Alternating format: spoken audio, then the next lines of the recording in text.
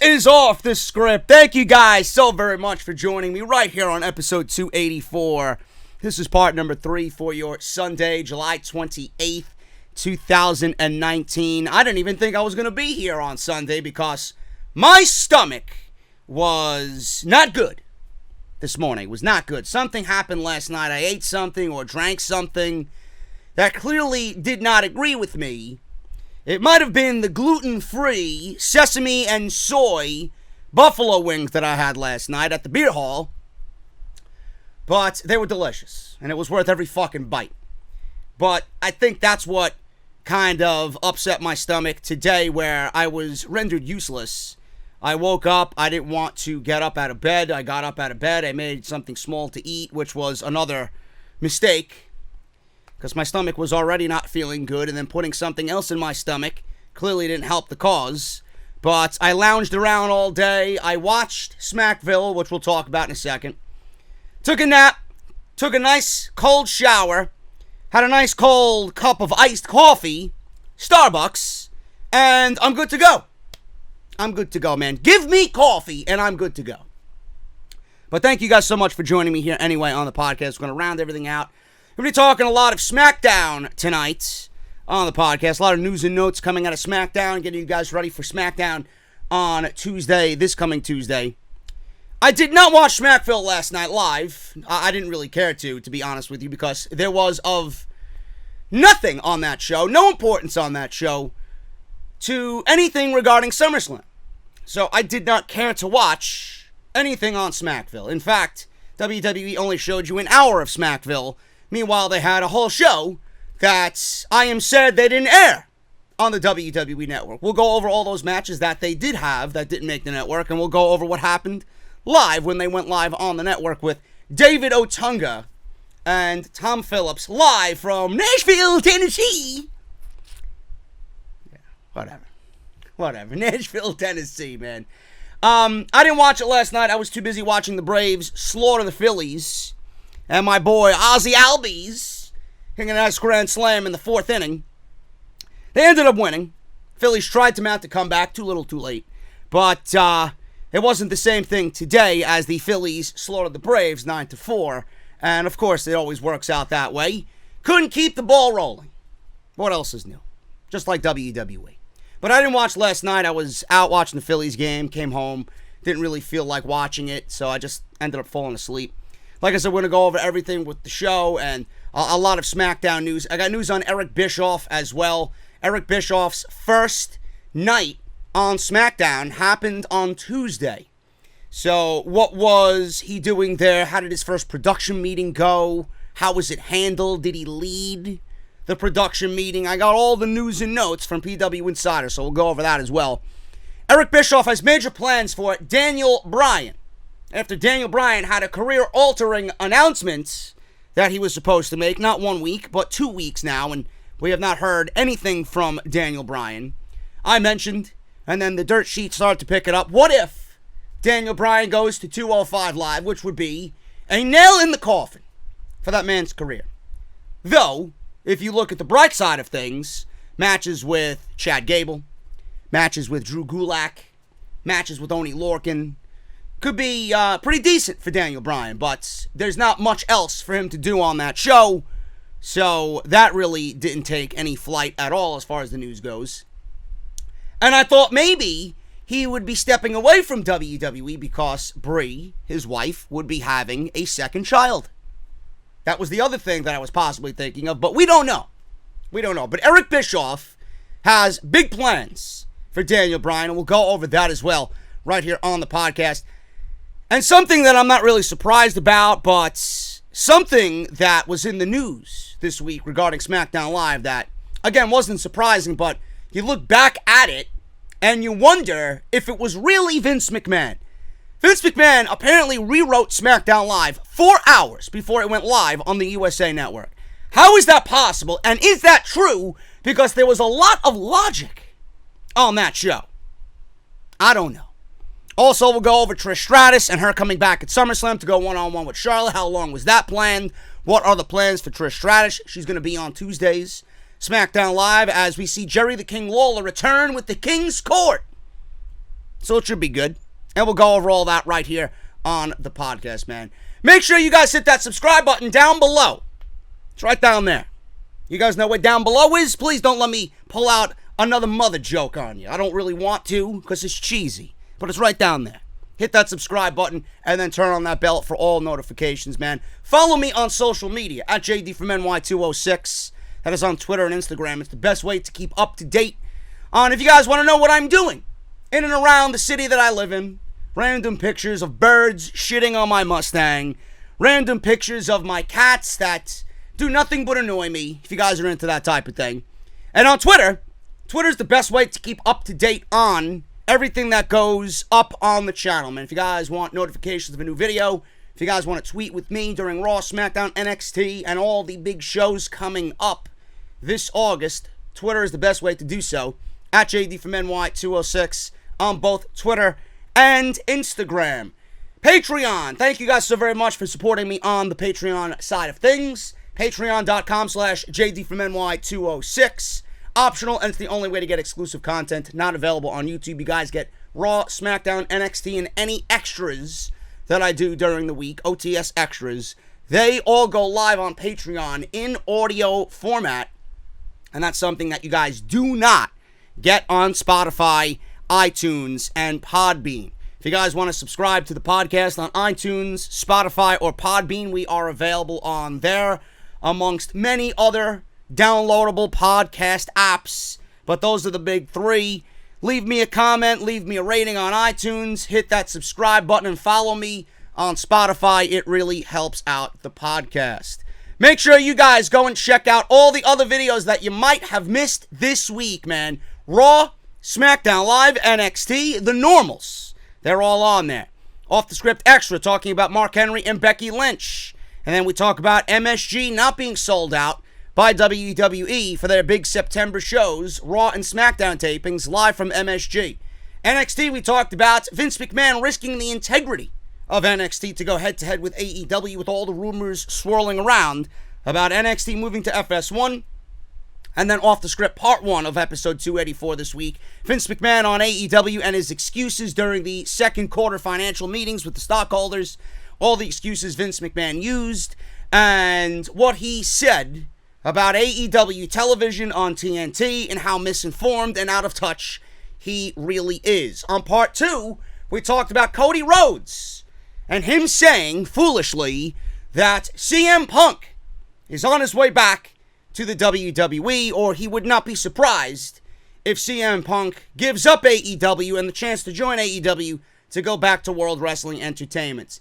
Their troll job in this entire fiasco is very comical, and they're not doing a good job at keeping anything secret because we go over all that in part 2. I think even more now than I did before, that CM Punk is going to be affiliated with AEW in some way, whether it's in Chicago, which makes the most sense, or I could see them doing this, holding him off until the debut episode of TNT.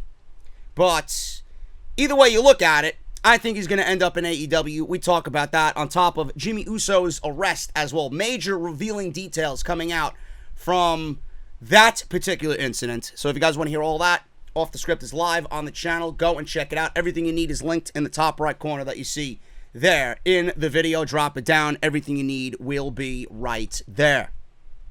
Make sure you guys check out my sponsor, man. I got to shout out and I got to show some love every single week because I love them. And they're good friends of the podcast, man. Harry's.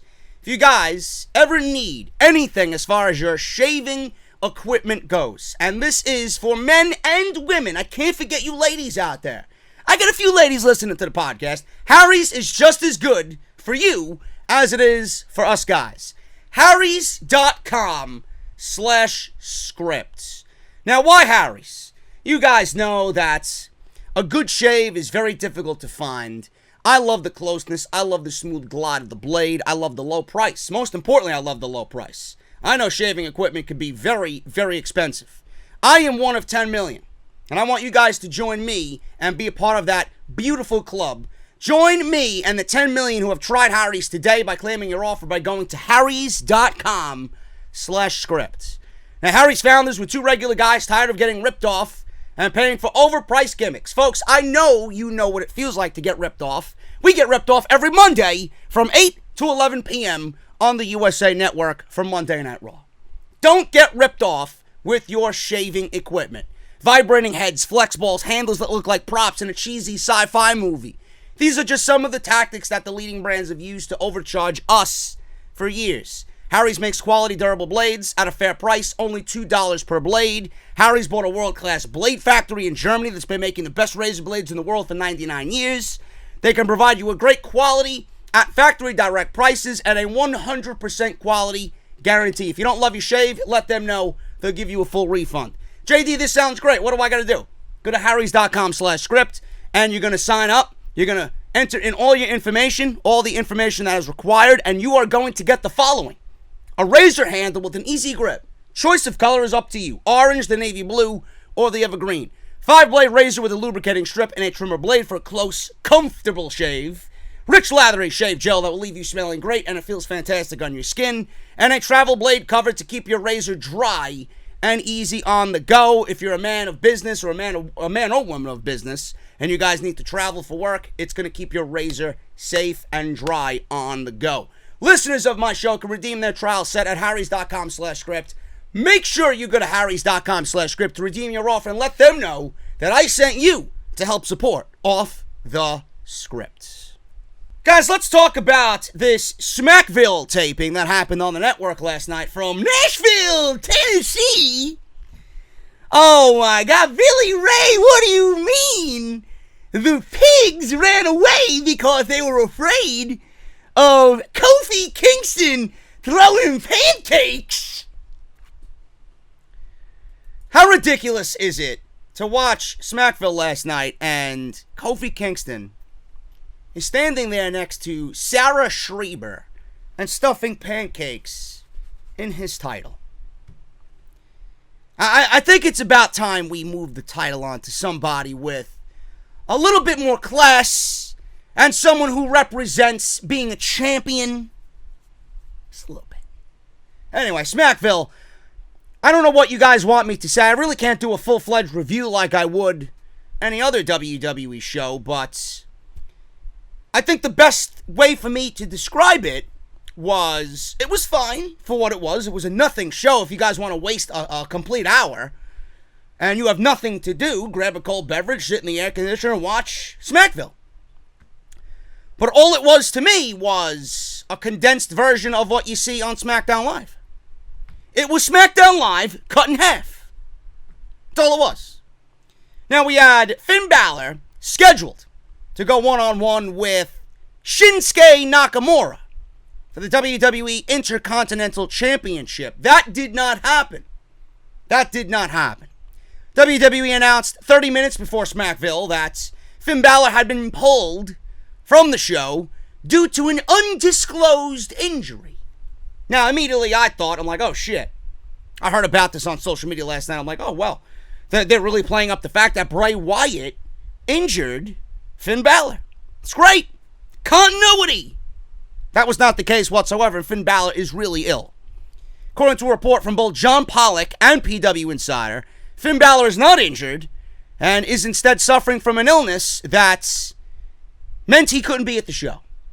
So John Pollock said this on Twitter: Finn Balor has not been cleared for Smackville, and his match with Shinsuke Nakamura was told that it was a 24-hour bug-type situation, and they are hopeful that Balor will be able to perform on SmackDown this Tuesday because he is going one-on-one with somebody, which I'll go over in a second. I don't remember who it was, but he is supposed to be at SmackDown on Tuesday. Sean Ross Sapp then followed up with the same situation here as far as Finn Balor goes, and adds that Finn Balor has been hospitalized with a stomach flu. Balor was set to challenge Nakamura for the IC title and was actually replaced by Mustafa Ali. Remember him? I don't. Nakamura won the match and he retained the Intercontinental Championship. WWE is hopeful that this will pass and Balor will be on his way to Summerslam on August 11th, which he is set to take on The Fiend, Bray Wyatt. Don't know if he's going to wrestle in the mask or not. That remains to be seen.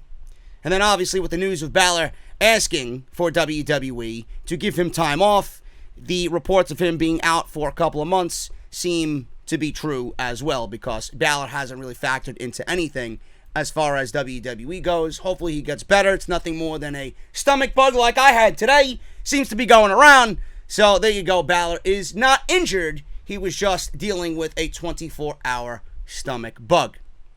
Now, the dark matches that we seen, or we did not see, but we heard about before they went live on the WWE Network are as follows. Big E and Xavier Woods defeated the B Team. I don't care to see that match, so I'm glad it took place as a dark match. Aleister Black versus Andrade. Aleister Black defeated Andrade. I would have loved to see that. Don't know why that wasn't aired. Heavy Machinery defeated AOPP. I would have loved to see that too. Why is that not on the network? The Iconics, the Moronics, the Idiotics. If I can think of something else, I'll tell you. Billy Kay and Peyton Royce. Garbage. They defeated the Kabuki Warriors for the Women's Tag Team Championships. It was a title match. What else is new? Thank God I didn't see it. It would have been fucking terrible anyway. Sammy's, oh my God. Why aren't we seeing shit like this, man? You mean to tell me Sami Zayn got a win? He defeated Apollo Crews. Oh my goodness, man. Christmas in July. Holy shit. Then they went live on the network. Nakamura defeated Ali to retain the Intercontinental Championship. Ali hasn't even shown face on SmackDown Live, but there you go, putting him on Smackville. Don't know why you would put him in that situation when you're building him up, and now we're seeing him live on the network in his first appearance since he wants to be fucking Bruce Wayne, and he loses. I don't understand this company. I don't. I would have just not had any match, period. So he defeats Ali. Good for him. Elias had a extremely long and terribly boring musical concert in Nashville, Tennessee. And he was playing guitar. None of it sounded good. Then he shitted on the fans, saying that way back in the day, he met Johnny Cash. And Johnny Cash gave him words of wisdom. And what Johnny Cash actually told Elias was that the Tennessee Titans would never win a Super Bowl. There you go. Kevin Owens then came out because Elias was singing a song about Shane McMahon, and then he mentioned Kevin Owens. Kevin Owens came out, he started to play the guitar, and they had a match, which was no good. Kevin Owens wins via the stunner, and that was pretty much it. Kofi Kingston versus Dolph Ziggler versus Samoa Joe in a WWE Championship triple threat match. Kofi Kingston retains the title here in what was a decent match. Nothing out of the ordinary here. Now, there was a SmackDown Live Women's title match that was advertised between Bayley, Charlotte, and Alexa Bliss, who, by the way, is a Raw superstar. Just letting you know that. This match did not take place because WWE actually never promoted this match to take place on Smackville, Smackdown, Assholeville, whatever the fuck you want to call this thing. It was only advertised locally. So there you go. The only women's match that we got are the Moronics versus two losers from Japan. There you go. So Smackville, it was only 3 matches that were broadcast, featured 8 matches overall. Clearly, like I said on Off the Script for Saturday, this was nothing more than WWE getting their feet wet in the kiddie pool for when they need to go live, really, to combat and counter-program all Elite Wrestling. That's all it was. It looked good. It looked like a regular WWE show. It looked good. It didn't look like it was all grainy from a house show. They were physically there. They were cutting promos. They had backstage segments. They had Tom Phillips and David Otunga by the ringside doing commentary. It looked good. The crowd seemed dead. The crowd is a generic house show crowd. I didn't expect them to be chanting "This is awesome" or "Holy shit" or "Fight forever" or anything else that we hear during an NXT show. But it was a decent show. It looked good. And I wish WWE would do this shit a little bit more often. So there you go. That was Smackville. Nothing worth a full-fledged review at all. It was nothing more than just a basic house show like I mentioned. Now, as far as Smackdown on Tuesday, WWE has 2 matches announced for Smackdown Live on Tuesday. WWE announced that Finn Balor will face Dolph Ziggler. You could see the excitement just bursting from my fucking face. And Shane McMahon's lackeys, because that's exactly what they are, Elias and Drew McIntyre, will compete in a tag team match against Big E and Xavier Woods of the New Day on this coming Tuesday's episode of Smackdown Live. I don't know how that's pertinent to any storylines going into Summerslam, but please don't tell me that Elias and Drew McIntyre are going to be a team and win and then get a title shot at SummerSlam. Man, would that be matches just being made for the sake of matches being made? I have no interest in any of them whatsoever. Now, Balor will be taking on Bray Wyatt at SummerSlam, where Ziggler right now, which we'll talk about in this particular podcast, is going to be at SummerSlam, but he's scheduled for a match, and his opponent right now is not who you think it's going to be. We don't even know who it's going to be, but it's not who you're thinking of. So we'll go over that as well. On this past Tuesday's episode, Ziggler superkicked Shawn Michaels during Miz TV, but neither of those are going to be his SummerSlam opponents. Now, it was announced that Ziggler will be taking on Seth Rollins on Monday's episode of Raw. Yippee! More repeats! Also confirmed for SmackDown Live is the Iconics versus Mandy Rose and Sonya Deville in a non-title match, or is it a title match? We don't know, being that Mandy Rose botched her backstage segment on Tuesday. And Jerry the King Lawler is going to host a King's Court segment with a returning Trish Stratus. She will be on the King's Court, and she will be going over what is going on at SummerSlam. It is probably going to be confirmed on Tuesday, I would assume, that she will be in Toronto at SummerSlam taking on Charlotte Flair at that big event. Stratus hasn't competed since October 29th on Monday Night Raw, where she, Lita, Natalya, Bayley, and Sasha Banks beat the Riot Squad, Mickie James, and Alicia Fox in a 10-woman tag team match. Anything regarding Bayley and Sasha Banks with the Riot Squad brings back nightmares. I don't want to ever see it ever again. So there you go. Also confirmed for SmackDown Live, like I said, Mandy Rose and Sonya Deville taking on the Iconics, which I could see them winning and then getting a title shot at SummerSlam, which I think would probably be better because I think Mandy Rose and Sonya Deville would give Asuka and Kairi Sane the better match for them to take the titles off of the champions. So we'll see what happens there. So that is lined up for SmackDown Live. I got news on Bobby Lashley. Apparently Bobby Lashley, and my dreams have come true with this one, Bobby Lashley is on WWE's inactive list. Man, someone is listening to me up there. Bobby Lashley has been added to WWE's internal inactive list, according to a report from Fightful and Sean Ross Sapp. Lashley last competed on the July 15th Raw in a 10-man battle royal. It really didn't make sense because the night before at Extreme Rules, he lost in a last man standing match to Braun Strowman. Yet he's on Monday Night Raw getting an opportunity at the Universal Championship and Brock Lesnar. Doesn't really make much sense to me. In fact, believe it or not, Bobby Lashley was one of the guys in that match that I wanted to see win, just for the sake of something new. Just for the sake of it not being Seth Rollins. It was either Bobby Lashley or Cesaro I was going with. And, of course, Cesaro and Lashley were eliminated, number 1 and number 2, in that battle royal. So he competed in that 10-man battle royal. He was the second man eliminated. The match was won by Seth Rollins, who is now in the main event of SummerSlam for the Universal title against Brock Lesnar. Bobby Lashley hasn't appeared on a WWE house show since June and wasn't on the Raw reunion show this past Monday. Did you miss him? Did you even realize he was gone? I didn't. I didn't at all. No further details on why he is listed here as inactive, but Lashley isn't currently set for a match on August 11th. At SummerSlam, Lashley did an interview back in April saying that he might be returning to MMA after SummerSlam.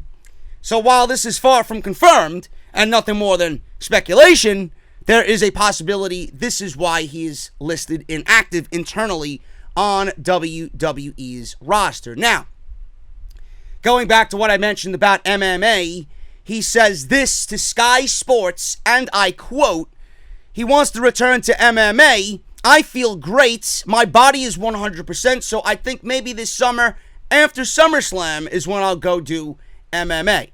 Now, Lashley would obviously need to train to get back into that type of thing, and if he does have another fight in the octagon, he will likely be taking some time away from WWE, which is definitely coinciding with this report from Sean Ross Sapp that he is now on the inactive roster. Lashley, by the way, has a 15-2 MMA record. Also said that he might speak with Vince McMahon about winning the Universal Championship, or this was back when he did have this interview. He wanted to win the Universal Championship at SummerSlam, and taking it to Bellator would be something that he wanted if he won the title. So there you go. I think Lashley should stay in the MMA, to be honest with you. I don't want Lashley anywhere near the WWE. He's done nothing since his return. He's boring. He generates no excitement. He actually makes the show worse every time he's on the show. In anything that he does, he makes everything on the show and every segment that he's in unwatchable. And I'm sure that has nothing to do with him, but WWE's booked him in such a miserable way that I find absolutely no interest in anything that he does. You guys might love his work in the Octagon. You guys might love his work in TNA. He had charisma. Came over to WWE, and he was given absolutely no room to even come close to what he did in TNA. He is just fucking boring. So I am not going to miss him at all, and I hope that he doesn't come back, period. I don't think WWE needs him. So there you go. WWE will probably offer him a 5-year fucking deal after he's done with MMA to come back, give him some split duties between WWE and MMA, just for the sake of him not going to AEW. I could see that definitely happening, but that remains to be seen. Lashley on the inactive list. He's not going to be with WWE, and he's not going to be at SummerSlam for a little bit. So we'll see what happens. Any news on Lashley, and if he definitely does go back to the MMA, I will let you guys know right here on the podcast. But there you go with Bobby Lashley. I want to talk about Eric Bischoff, man. Eric Bischoff is the quote-unquote executive director of Smackdown Live. His first Smackdown Live production meeting was this past Tuesday. How was it handled, and did he lead? Now, Mike Johnson on PW Insider Elite Audio mentioned that Eric Bischoff was at Smackdown on Tuesday, and he sat in on production meetings that he did not lead. It will be a slow process.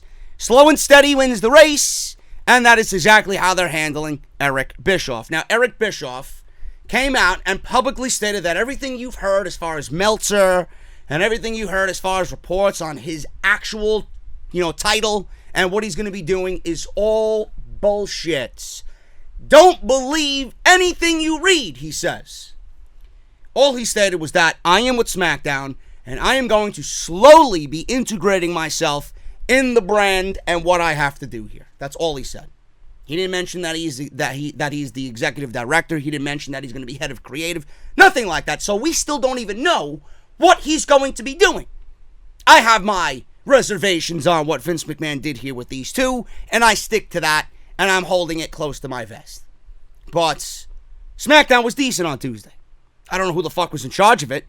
I don't know who wrote it. I don't know why they all of a sudden wanted logic into these storylines going into SummerSlam, but it was a good show. It wasn't blow away. It wasn't the greatest fucking SmackDown of the year or anything like that, but it was a good show. Mike Johnson says this, and I quote, Eric Bischoff was at the SmackDown taping in Miami. He was there. He sat in on production meetings. I was told Eric wasn't leading the meetings. He was just there.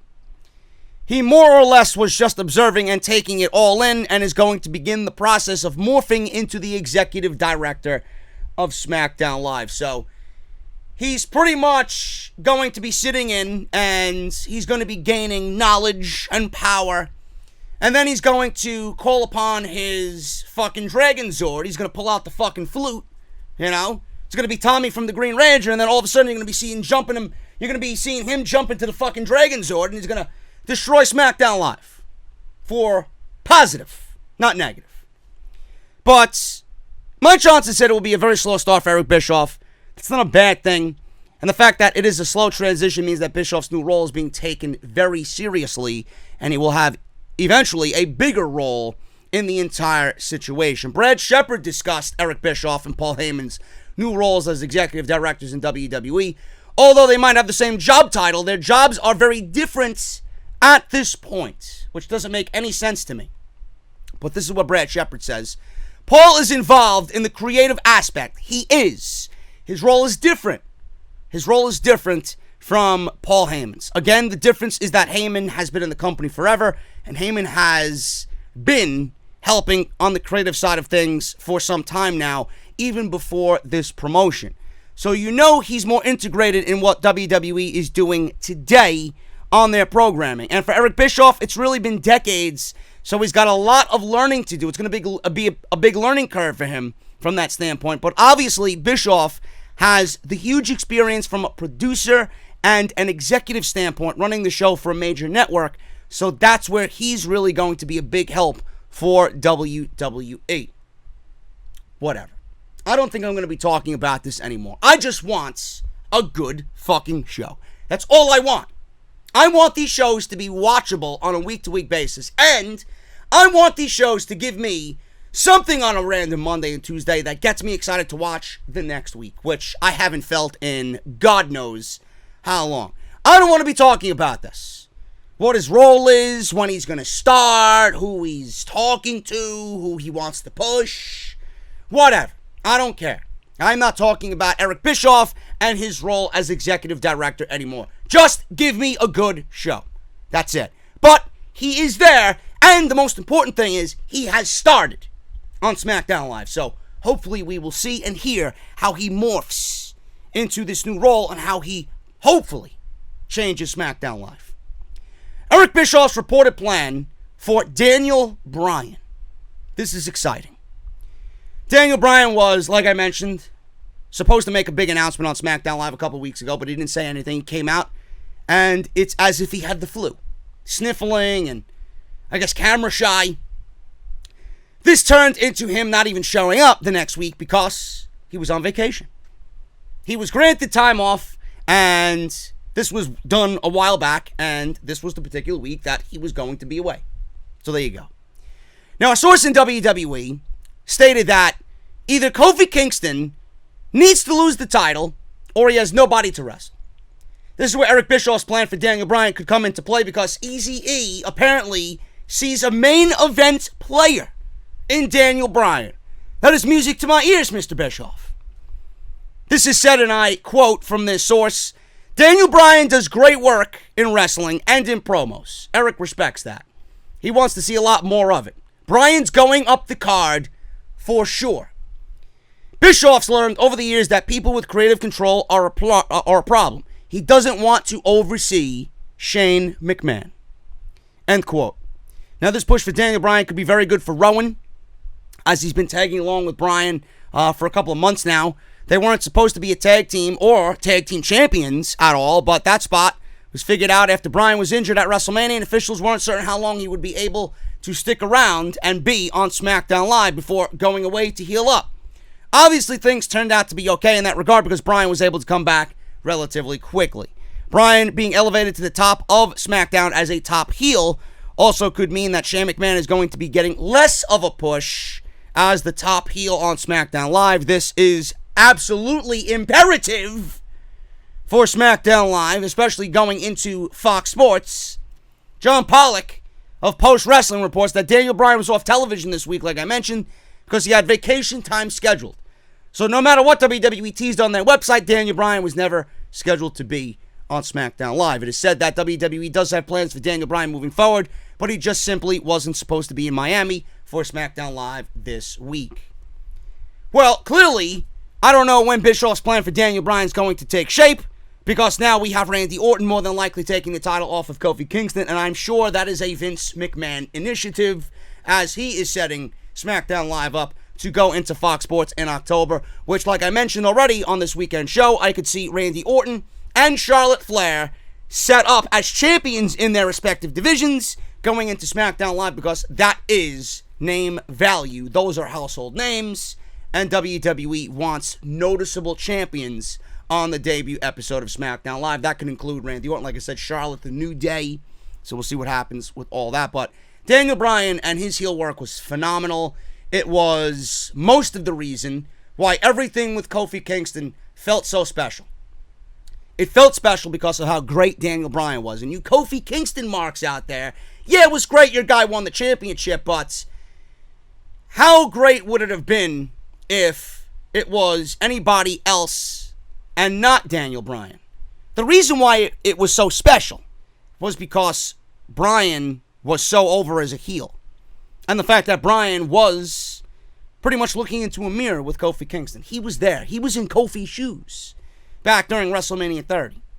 That's what all made it great. Daniel Bryan and his history and him being such a great heel made Kofi Kingston's world title win at WrestleMania that much more special. A good babyface needs a good heel. Kofi Kingston had Daniel Bryan. He should be very lucky for that. Daniel Bryan had a great babyface in Kofi Kingston. He should also be lucky for that because they both fed off each other and it made for a great moment. My favorite moment at this year's WrestleMania. So I hope that Eric Bischoff and his plans for Daniel Bryan go through because Daniel Bryan deserves to be at the top of the card. And if he's not at the top of the card, what do you do with him? They've already given him the tag team championships with Rowan in a clusterfuck of a decision. That clearly didn't work out. They're right back on the New Day. So now, Bryan, what are you going to do with him? You do nothing with him or you put him where he belongs. And you put him in the world title situation when Kofi Kingston eventually moves away from the WWE Championship. Someone who I wish would move away completely from the writing on SmackDown and Monday on Raw is Vince McMahon. Apparently Vince McMahon rewrote SmackDown Live 4 hours before it aired live on the USA Network. Why? Why? I don't get it. All during Eric Bischoff's first week backstage at a production meeting for SmackDown Live. Now he gets to see what the fuck he's working with. Vince McMahon has the power to do whatever he wants because he's the boss. Meltzer noted on Wrestling Observer Radio that Vince McMahon came in for SmackDown Live 4 hours before they were slated to go live, and he rewrote the entire show. This is why so many angles that were promoted throughout the week just didn't happen. He says this, and I quote, okay, so this show is completely different than the show that was written. Because Vince McMahon showed up at 4 p.m., decided that he didn't like the show, and redid the show. Vince rewrote the show at 4 p.m., so everything on that show changed from its original format. That's why all the stuff that was advertised with Daniel Bryan's speech, which we talked about, he was not even supposed to be there. Shawn Michaels announcing the fact that he was going to be on the commentary team. All that stuff. Michaels announced he was going to be on the commentary team on Twitter before SmackDown Live. And then we get to see him on Miz TV and not on the commentary desk, which probably ended up being for the best anyway. But Michaels was supposed to do announcing with Tom Phillips. All that stuff that they talked about all week didn't happen because Vince changed his mind. End quote.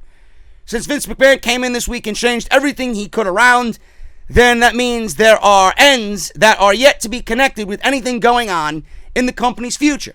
There's no telling where WWE will be heading with Summerslam just weeks away, but they had a direction that Vince McMahon totally rewrote this week's show hours before it went live on the WWE, I was going to say WWE Network, on USA Network. Folks,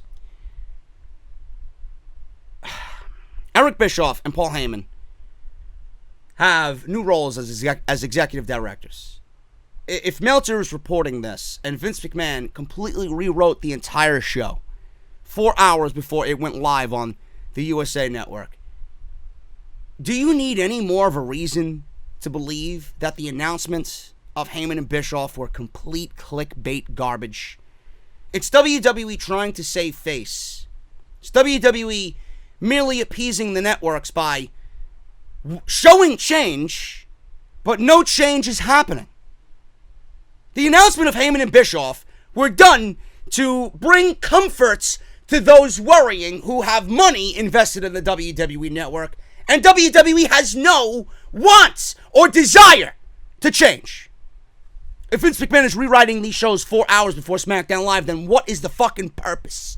What is the point of Eric Bischoff giving or him getting a role of executive director? I don't get it. This is typical Vince McMahon. If you think that this stuff is happening now, what makes you think that anything is going to change moving forward as we get into Fox? If anything, Vince is going to be more hands-on when he gets to Fox, because He wants the show the way he wants. It's new. It's fresh. It's a new start. You don't think Vince wants a new start with him at the helm? That man is going to put his fingerprints all over this show. And he's got these two guys in their positions to take the blame when shit doesn't go right. I said it from day one. And it's happening right here with this report. No reason to rewrite a show 4 hours before it goes live on USA Network. No reason. Now, I don't know what got into Vince McMahon. I don't know if Vince McMahon did rewrite this entirely all by himself. But some of the things on the show made sense. These things made sense. Randy Orton and Kofi Kingston's promo made sense. The fact that we had Dolph Ziggler and Shawn Michaels, that was a great segment. Not going to lie. That was a great segment. There were things on that show that were really, really good. And I'm not even going to lie. It wasn't the best Smackdown of the year, like I said, but I like the fact that WWE kind of made sense of a few things on that show. And if that was Vince McMahon, good. Good. I don't know if this is completely true or not, but the fact of the matter is that this show was rewritten 4 hours before it went live. You can't be doing that when you're hiring a new executive director. It's not a good look. Not really a good look. So the production meeting was for what? To go over things and have Vince McMahon come in there and then ultimately change everything that Eric Bischoff heard in that production meeting. Now he gets a sense of the chaos that happens on a weekly basis when Vince McMahon is indeed in charge. Speaking of Dolph Ziggler's SummerSlam opponent is not who you think it is. Dolph Ziggler has been one of the most boring aspects of WWE since his return to the company. And Ziggler had an altercation with The Miz and Shawn Michaels on Smackdown Live this week, which led some to believe that either The Miz and Ziggler were going to be opponents at SummerSlam, or Shawn Michaels and Dolph Ziggler were going to be opponents at SummerSlam. However, Michaels is not returning to a match at SummerSlam, and as Dave Meltzer said on Wrestling Observer Live, despite Dolph Ziggler and HBK having a very nice back and forth in the ring that ended in Michaels taking a super kick to the face, Dave Meltzer reported on Wrestling Observer Live that there are currently no plans for Shawn Michaels to work the big August 11th event known as SummerSlam. He says this, and I quote, "Shawn's not wrestling.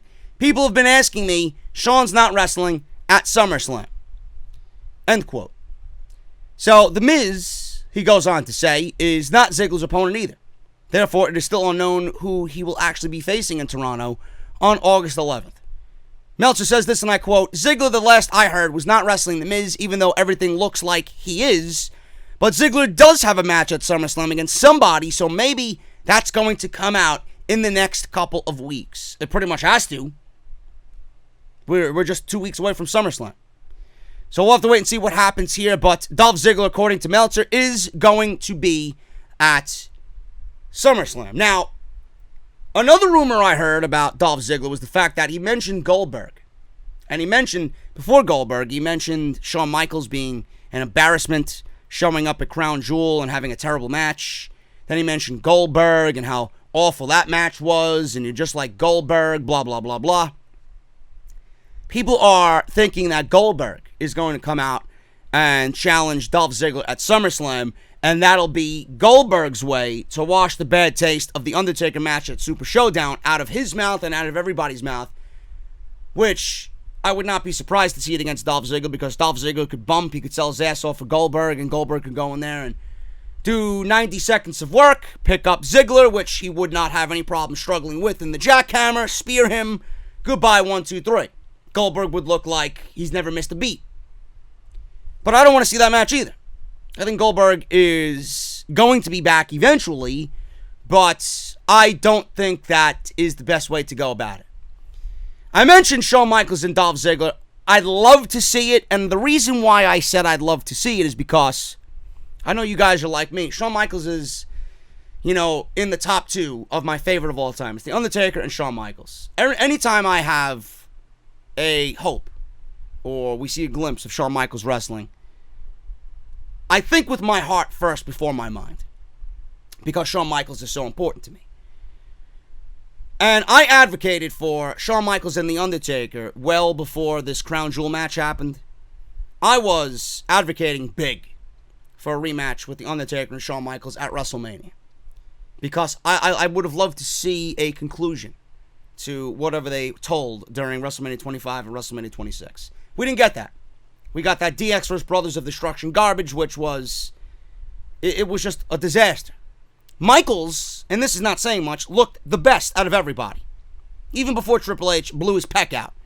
He looked better than The Undertaker, looked better than Kane, he looked better than Triple H. Clearly, he's not going to be the same Shawn Michaels, and people were asking me, JD, do you really want to see Shawn Michaels in the ring with Dolph Ziggler, even though he had that embarrassing match with, DX and the Brothers of Destruction? And I said, I can't really compare Michaels in the ring with a possible match against Dolph Ziggler and what we've seen at Crown Jewel, because Dolph Ziggler could work circles around everybody in that ring. And I don't think Shawn Michaels would be set up to fail and have a bad match with somebody as good as Dolph Ziggler. I think it would actually be good. Michaels, granted, wouldn't be the Michaels that we all remember. Michaels wouldn't be doing the typical Shawn Michaels things that we all come to know and love. But it wouldn't be a bad match. And I think Michaels, if I am a betting man, I know Michaels doesn't want that to be his last match. In fact, I don't even know why he took that match. I really don't. Michaels was the one guy, if there was one man you're going to put him in the ring against, again, in a comeback after 7 or 8 years, it's going to be The Undertaker. And what we got was a complete disaster. It was 4 guys trying to relive their youth, and it was just not good at all. Should have been Undertaker one-on-one, and if that wasn't the case, and that couldn't happen, then he should have never come back at all. He should have remained retired. That legacy of his should have been one in which he rode off into the sunset. Never to have a blemish on it. Now he has a blemish on it. Now, again, if I'm a betting man, I think Shawn Michaels wants to kind of put that away. He took the money and ran, but he doesn't want that to be his last match. I don't think anybody in his shoes would want that to be his last match. It was awful. And if there was a time for Shawn Michaels to have a last match, Dolph Ziggler is a great candidate. I'm not saying the match makes any sense. I'm not saying I am jumping out of my seat to go buy a fucking ticket to Summerslam to go watch this match happen. I just think that if it did happen, I wouldn't have a problem with it. I really wouldn't. Because I trust Dolph enough to bring a good match out of Shawn Michaels. It's not like he's going to be in the ring with a fucking aging Kane or an Undertaker that's got a bad fucking hip. You know? I don't want to see Shawn wrestle. I know it's probably the best way for us to think. We don't want to see Shawn Michaels wrestle, but honestly, if it's not Shawn and it's not The Miz, Goldberg has been talked about. And if it's not Goldberg, I don't really know who it could be. It could be Aleister Black, for all we know. Could be.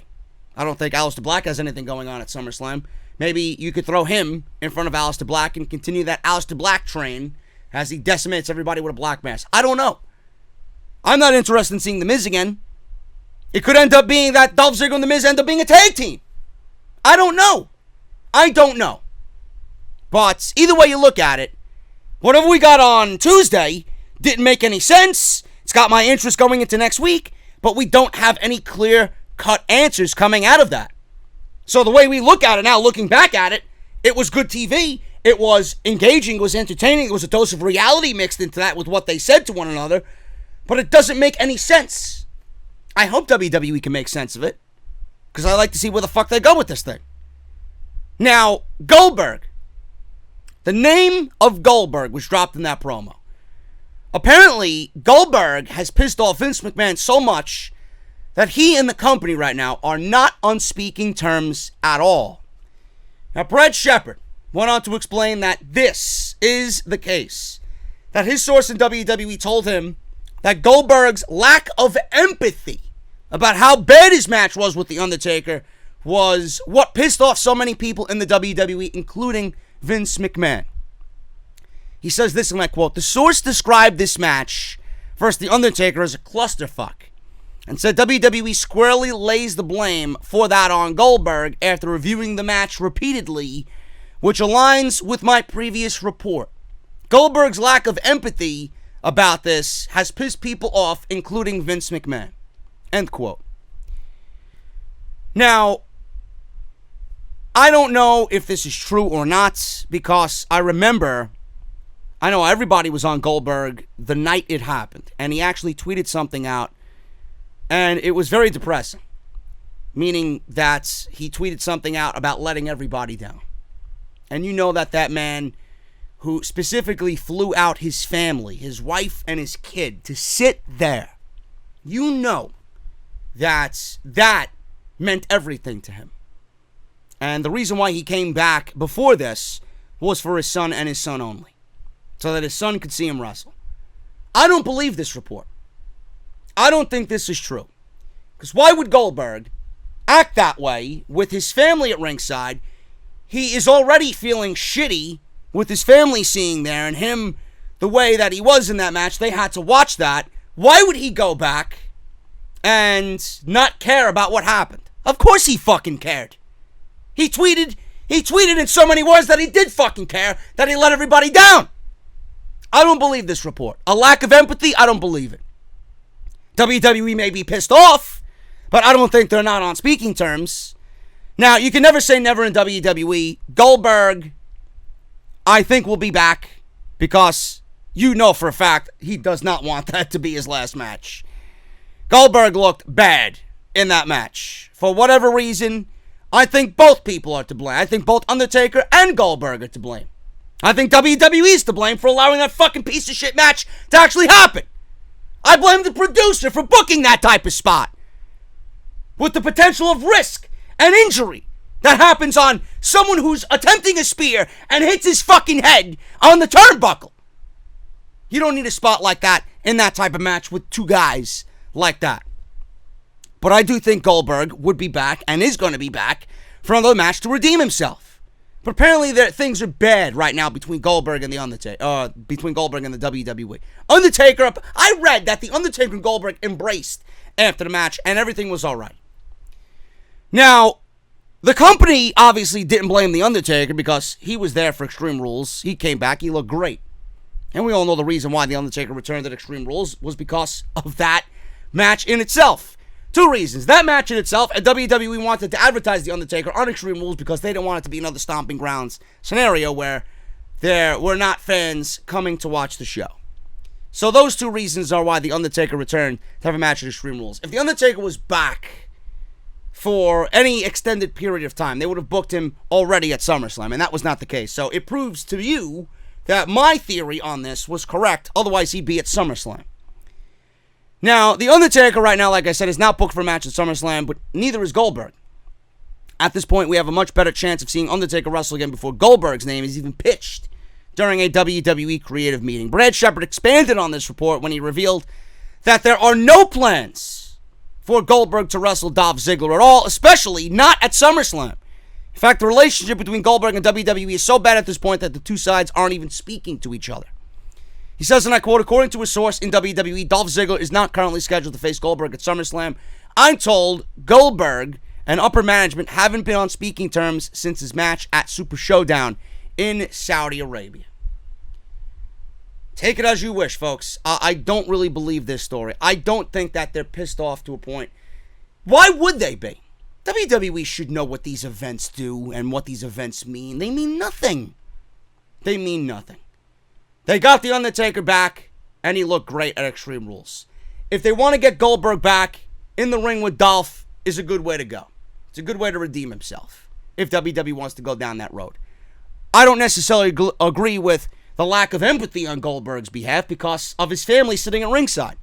Why would a man show a lack of empathy knowing that he disappointed his family, and more than likely, he'll be disappointed in himself because of his family sitting at ringside? Why would he ever show a lack of empathy to someone like The Undertaker or the WWE? I don't understand it. I don't really get it. I don't believe this story, and I hope more comes out about this. We may end up seeing Goldberg at SummerSlam anyway, and all this would be bullshit. So we'll see what happens. I don't know. I don't know if Goldberg's going to be at SummerSlam. I don't know if Dolph Ziggler is going to be at SummerSlam wrestling anybody. We don't know. We don't know. Dolph Ziggler was also talking about how his hiatus, he wanted it to be a little bit longer than what it really was. He spoke to Chris Van Vliet. Ziggler explained that he actually wanted a half a year off from WWE. However, he took what he could get. And while 3 months is still great, it was certainly enough where he could focus on himself and his stand-up comedy. He says, and I quote with Chris Van Vliet, I was hoping for 6 months, and then I was like, well, 3 months would be great. And a couple of weeks in, I was asking to return, and I said I couldn't do it. With a little bit of Royal Rumble in there, we had a couple of weeks, but it was a solid 2.5 months off, which is more time than I had off in 14 years combined. Dolph Ziggler did not have enough time off, just simply based on the fact that who he is right now on WWE TV is the same exact person that he was before he left. He's boring. We didn't have enough time to miss him. He should have been on a 1-year hiatus, and he should have gone to AEW. Should have reinvented himself if he really wanted to concentrate on himself and his stand-up comedy. I'm sure Tony Khan would have accommodated him in that way. And he could have made a decent living doing so. He could have went away and then come back to the WWE when enough time has passed and we actually missed Dolph Ziggler. We didn't miss Dolph Ziggler. Dolph Ziggler was around for 14 years. He went away. He had all the potential in the world. He went away and nobody really cared that he went away. Then he came back to do this thing with Kofi, and it was like week 2. We're in the second week of this, and literally nothing has changed about Dolph Ziggler. Nothing. I still feel the same way I did back in January when he went away. It's not a good feeling. And Dolph is too good for anybody to feel that way about him. Trish Stratus confirmed for a huge match at SummerSlam. SummerSlam is taking place in Toronto, and WWE knows how to stack the card, especially with hometown favorites. Kevin Owens, Shane McMahon, Canadian in Kevin Owens. Natalya, Bayley, Canadian in Natalya. Trish Stratus and Charlotte, Canadian in Trish Stratus. John Pollock of Post Wrestling has confirmed that Trish Stratus versus Charlotte is happening at SummerSlam, and it's going to be confirmed as of Tuesday with the King's Court when she is on the King's Court with Jerry the King Lawler. This also might be why Stratus was suspiciously absent from the Raw reunion this past week. It will likely be a matter of time before this match is made official. Like I said, on Tuesday is when we will see it. After all, WWE doesn't have to do much to build this match up anyway if they want to get it on SummerSlam's card. Now, how long has this match been in the works? Trish Stratus at SummerSlam with Charlotte, Brad Shepard reports, has been talked about since the Evolution pay-per-view in October last year. Therefore, this was something that WWE wanted for a long time. It just took some patience. I actually believe that. Why bring Trish Stratus? Actually, Trish Stratus should have come back at SummerSlam. Not at SummerSlam, but at WrestleMania.